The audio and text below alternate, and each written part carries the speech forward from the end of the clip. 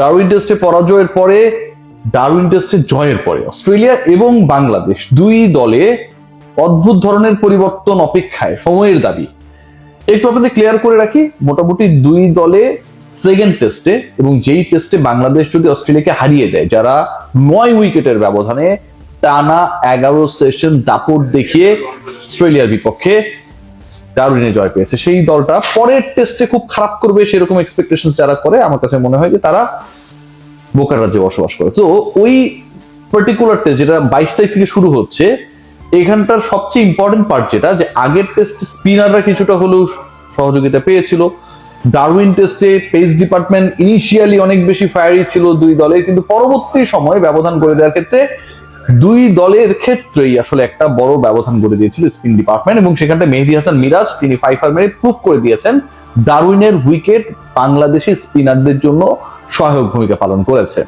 But what about the second test, great barrier reef অ্যারেনায় যেই ম্যাচে মুখোমুখি হবে 22 থেকে 26 তারিখ পর্যন্ত বাংলাদেশ এবং অস্ট্রেলিয়া, সেখানকার কিউরেটর তিনি হচ্ছে ব্রিসবেনের বিখ্যাত গ্যাব্বা GABBA গ্যাবা স্টেডিয়ামের কিউরেটরের কাজ তো হচ্ছে কিউরেট করা, মানে ওই উইকেট তৈরির সাথে প্রসেসের সাথে তার একটা বড় রোল থাকে। এখন যেহেতু কুইন্সল্যান্ডের মধ্যে এই দুইটা গ্রাউন্ড পড়েছে, একটা হচ্ছে গ্যাবা ব্রিসবেনে, এবং ব্রিসবেন থেকে যদি আপনি ফ্লাইটে যান 1 ঘন্টা 40 মিনিট, সেটা হচ্ছে গ্রেট ব্যারিয়ার রিফ অ্যারেনা ম্যাকায়েতে। এই দুই মাঠেরই কিউরেটর উইকেট যিনি ক্রিয়েট করেন, তৈরি করেন, পরিচর্যা করেন, সেই ব্যক্তি একই। বলা হচ্ছে যে গ্যাবার উইকেটের ক্যারেক্টারের সাথে নেক্সট ম্যাচের যে উইকেট, বাংলাদেশ যেখানে সেকেন্ড টেস্টটা খেলবে অস্ট্রেলিয়ার বিপক্ষে, উইকেটের একটা বিশাল মিল থাকবে, এবং সেই কথাটা নর্মাল কেউ বলছেন না, সেই কথা বলছেন ওয়ার্ল্ডের বেস্ট কিউরেটরদের যদি আপনি একটা র্যাঙ্কিং করেন, তিনি 2 নম্বরেও থাকবেন না, 1 নম্বরে থাকবেন টনি হেমিং।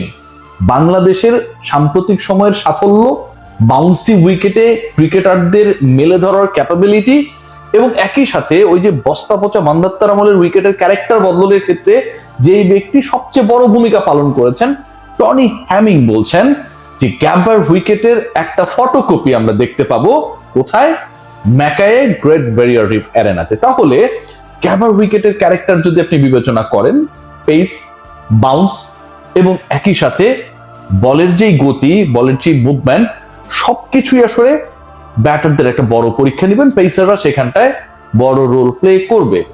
বাংলাদেশের পরিবর্তনের জায়গাটা সেখানটায়, সেই আলোচনা আমি আসছি। তার আগে অস্ট্রেলিয়া দলে অ্যাটলিস্ট এখন পর্যন্ত ফক্স অ্যান্ড ইয়াহু জানাচ্ছে যে 3টা চেঞ্জ আসবে। এই যে 3টা চেঞ্জ, ইন্টারেস্টিংলি সেই 3টা চেঞ্জ তাদের বোলিং ডিপার্টমেন্টে না, পেস ডিপার্টমেন্টে যেই 3 জন বোলার আলটিমেটলি বড় রোল প্লে করেছিল, বা তাদের প্রতি সেই বড় রোল প্লে করার প্রত্যাশা ছিল, সেই তাদের মধ্যে কোনো পরিবর্তন আসছে না। প্যাট কামিন্স থাকছেন, স্টার্ক থাকছেন, হ্যাজেলউড, তারা ঠিকই থাকছেন, বাট তার টপ থেকে মিডল অর্ডার ব্যাটিং ডিপার্টমেন্ট একটা বড় পরিবর্তন আনতে যাচ্ছে। এবং সেখানে সবচেয়ে বড় নাম যেটা ডিসকাশনে রয়েছে, ওপেনিং এ তো ওয়েদারওয়ার্ল্ডের নাম রয়েছে, ল্যাবুশনের কথাও বলা হচ্ছে যে তাকেও ড্রপ করা হতে পারে, তারা আউট অফ ফর্ম, এবং যতটুকু চান্সেস দেওয়া হয়েছে সেটা more than enough according to those 2 important portal আমি যেটা মেনশন করলাম, ফক্স এন্ড ইয়াহু। দলে ঢুকছে কে, অস্ট্রেলিয়ার দলে ঢুকছে কে, আরেকটা পরিবর্তন কোথায়, টপে 2টা পরিবর্তনের আলোচনা রয়েছে, ওপেনিং অ্যান্ড নাম্বার 3-তে, এবং পরবর্তী সময়ে ওয়েবস্টারকে যে ধরনের প্রত্যাশা নিয়ে আসলে খেলানো হয়েছিল সেই প্রত্যাশা তিনি পূরণ করতে পারেনি, সেই জায়গাটাও একটা পরিবর্তন আসছে বলে এখন পর্যন্ত আমরা জানতে পারছি। বাংলাদেশের পরিবর্তন সম্ভাব্য, একটা পরিবর্তন সম্ভাব্য, আনচেঞ্জ স্কোয়াড দেখার সম্ভাবনা খুবই কম।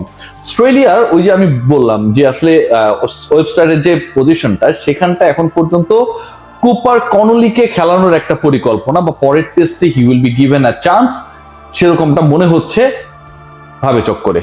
আর ওপেনিং এর যে জায়গাটা, ওপেনিং এর জায়গা নিয়ে আসলে খুব ইন্টারেস্টিং ডিসকাশন রয়েছে, এবং সেখানটায় আসলে যাকে খেলানোর পরিকল্পনা রয়েছেন তিনি হচ্ছে ক্যাম্বেল কেল অ্যাওয়ে।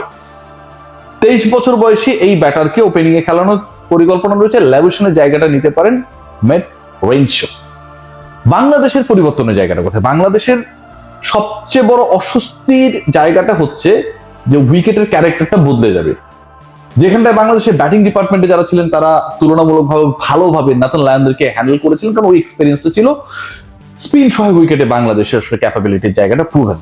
আবার একই সাথে বাংলাদেশ যেহেতু তাদের দুজন স্পিনার ছিল, চ্যাম্পিয়ন স্পিনার মেহেদী হাসান মিরাজ, তাইজুল ইসলাম, তারাও আসলে অস্ট্রেলীয় ব্যাটিং ডিপার্টমেন্টের উপরে ওই ছড়িটা ঘোরাতে পেরেছিল লিস্ট তাদের সেকেন্ড ইনিংসে।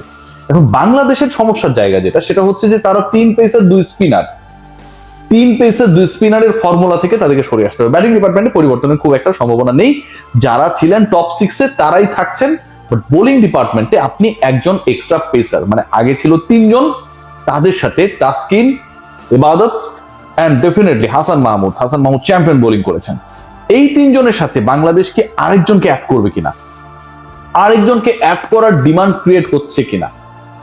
যদি গ্রেট ব্যারিয়ার রিফ অ্যারেনার উইকেট ফটোকপি অফ গ্যাবা হয়, ওটার ক্লোন উইকেট হয় ওখানটায়, তার মানে পেসাররা সেখান থেকে অ্যাডভান্টেজ পাবে।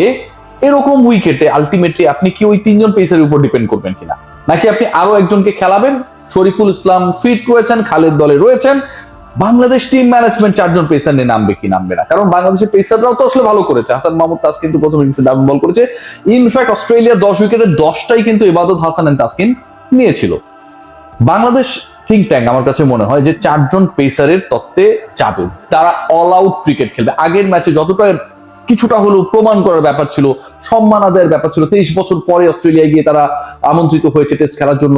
সো ওইটা যে আসলে justified, valid, Bangladesh is a good team to be invited, এই ব্যাপারটা প্রমাণের একটা জায়গা ছিল। এন্ড ইভেন্চুয়ালি বাংলাদেশ দল হিসেবে যে দলটা ম্যান অফ দ্য ম্যাচ, সেই দল প্রুভ করেছে যে আমরা শুধু বেটার ক্রিকেট খেলতে আসি, আমরা জয় চিনিয়ে নিতে পারি।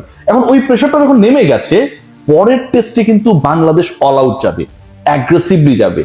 প্রতিপক্ষের সবচেয়ে বড় পরীক্ষা, মানে যতই বলা হোক অস্ট্রেলিয়া কামব্যাক করবে, এটা করবে, ওটা করবে, they are under pressure, no doubt about that. বাংলাদেশের বিপক্ষে আপনি 9 উইকেটে হারছেন ঘরের মাঠে,